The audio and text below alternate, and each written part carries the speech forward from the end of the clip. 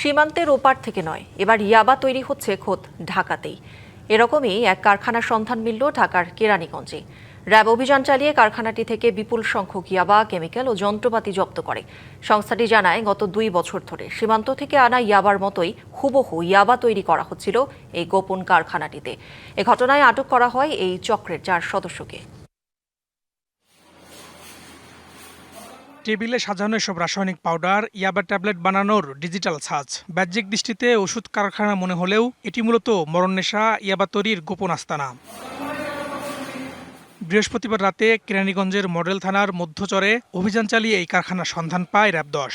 পরে অভিযান চালিয়ে প্রায় 2000 পিস ইয়াবা, বিভিন্ন ধরনের পাউডার সদৃশ্য কাঁচামাল, যন্ত্রপাতি, 5টি মোবাইল ফোন এবং একটি ওজন পরিমাপক যন্ত্র জব্দ করা হয়।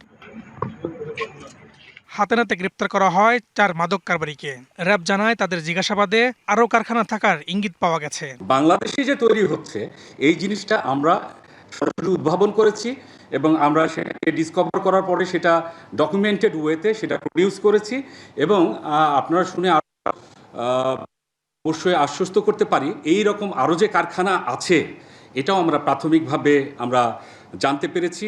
আমরা জিজ্ঞাসাবাদে কিছু আমাদের সেই ধরনের ইঙ্গিতপূর্ণ আবহ আছে। র্যাব জানায়, বিভিন্ন শিল্পে ব্যবহৃত কাঁচামাল দিয়ে ইয়াবা তৈরি করে আসছিল চক্রটি। কাঁচামাল এগুলো বাংলাদেশেও অ্যাভেলেবল, তারা তাদের ভাষ্যমতে এগুলো বাংলাদেশে পাওয়া যায়। বানানোর সিস্টেম, ওদের মেশিন এবং যে রেশিওগুলো করা, এটার জন্য AKS অর্জন করলো গিনেস ওয়ার্ল্ড রেকর্ডস।